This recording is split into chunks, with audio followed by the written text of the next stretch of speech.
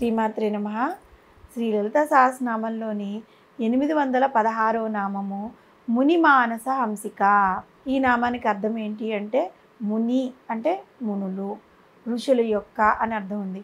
మానస అంటే మనసులలో, హంసిక అంటే హంస వలె విహరించినది అని అర్థం. జగన్మాత మునులు ఋషులు యొక్క మనస్సు అనే సరోవరంలో హంసలాగా విహరిస్తూ ఉంటుంది. ముందుగా మనం తెలుసుకోవాల్సింది ఏంటి అంటే ఈ మునులు ఋషులు యోగుల యొక్క హృదయాల్లో అమ్మవారు ఎందుకు వసించి ఉంటుంది అని.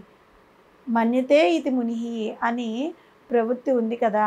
ముని అనే శబ్దము అందులోంచి ఆవిర్భవించింది. ముని అంటే జ్ఞానము కలవాడు అని అర్థం. అమర కోసము ముని అనే పదానికి అర్థము మౌనవ్రతం పాటించేవాడు అని చెప్పింది. మౌనవ్రతం పాటించేవారు సాధారణంగా చాలా ప్రవృత్తులే ఉంటారు.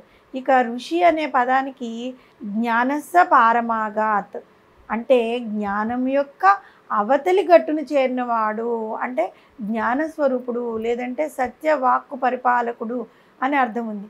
ఇక యోగి అనే పదానికి అర్థం ఏంటంటే యోగ అస్యాస్తతి యోగి అంటే యోగమును కలిగిన వాడు అని అర్థము. పతంజలి యోగ శాస్త్రాలు యోగ స్థిత వృత్తి నిరోధక అని ప్రకటించాయి.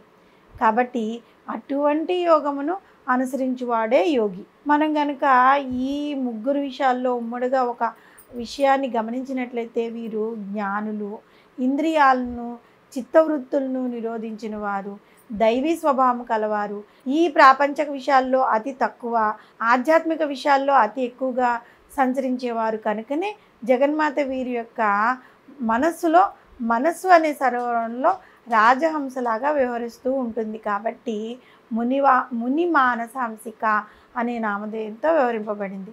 అమర కోసము రాజహంస అనే పదానికి మానస సరోవరంలో ఈదుతూ ముత్యముల కోసము అన్వేషించే ఒక శుద్ధమైన పక్షి అని పేర్కొంది.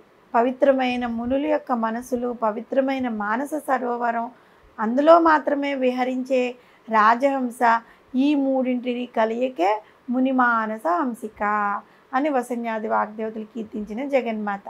ఇక సరస్సుల్లో మానస సరోవరం చాలా పవిత్రమైనది, పరిశుద్ధమైన జలాలతో నిండి ఉంటుంది. రాజహంసలు అటువంటి మానస సరోవరంలో సంచరిస్తూ ఉంటాయి. అంతేగాని ఎక్కడ పడితే అక్కడ అవి విహరించవు.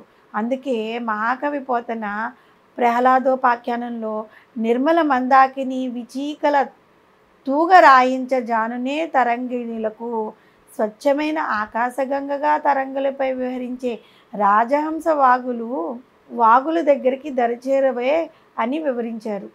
ఈ విషయాన్నే జగద్గురువులైన ఆదిశంకరాచార్యులు వారు సౌందర్యలహరిలో హంస పద్మములో మకరందమును గ్రోలుట యందు పాలు నీరు వేరు చేయుట చేయందు నేర్పరివి హంస పవిత్రమైన మానసరోవరం నందే సంచరిస్తుంది. అలాగే హంసేశ్వరులనే పార్వతీ పరమేశ్వరులు యోగుల మనస్సు అనేది మానస సరోవరం నందు విహరిస్తూ భక్తుల దోషములను విడిచి గుణములను మాత్రమే స్వీకరిస్తారు. చాలా అద్భుతంగా ఉంది కదా. మంత్రము అనేది కొన్ని అక్షరముల కూర్పు అన్నమాట.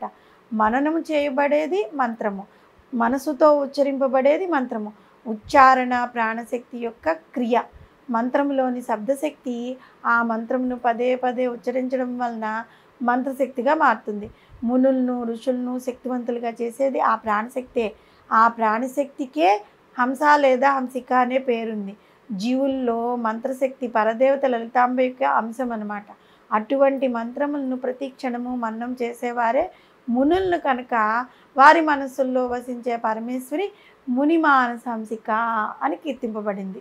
మునులు ఋషులు వీరు మాత్రమే కాదు, మనం కూడా మన మనసుల్లో ఎటువంటి మాలిన్యం లేకుండా శుద్ధి చేసుకుని జగన్మాత యొక్క ధ్యానము, నిరంతరం సాత్విక చింతనం, ధర్మబద్ధమైన జీవితము గడుపుతూ ఆ తల్లి యొక్క మంత్రములను నిరంతరం మననము చేయగలిగితే మన మనసులు కూడా మానస సరోవరంగా మారి ఆ సరస్సు యొక్క పవిత్రమైన నిర్మలమైన పరిశుద్ధ జలములపై పరదేవత అయిన అమ్మవారు రాజహంస వలె విహరిస్తూ ఓళ్ళాడుతూ ఉంటుంది.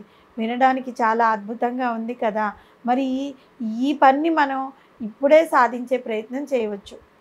జ్ఞానులు, ఇంద్రియాలను చిత్తవృత్తులను నిరోధించిన వారు, దైవీ స్వభావం కలవారు, ప్రాపంచిక విషయాల్లో అతి తక్కువ, ఆధ్యాత్మిక విషయాలనే అతి ఎక్కువగా సంచరించుకున్నవారు అయిన మునులు హృదయాలలో పవిత్రమైన నిర్మలమైన జలములతో కూడిన మానస సరోవరంలో సంచరించు రాజహంస అయిన అమ్మవారిని మునిమానస హంసిక అనే నామంతో మనము పూజిస్తూ ఉన్నట్లయితే, మన మనసులో కూడా ఎలాంటి కల్మషం లేకుండా అమ్మవారి నామస్మరణ ప్రతినిత్యము చేస్తున్నట్లయితే, మన మనసు కూడా ఒక సరోవరంలాగా మారి అమ్మవారు ఆ మానస సరోవరంలో ఒక హంసలాగా తిరుగుతూ ఉంటుంది. దీనికోసం మనము ముందుగా ప్రయత్నం చేయాలి.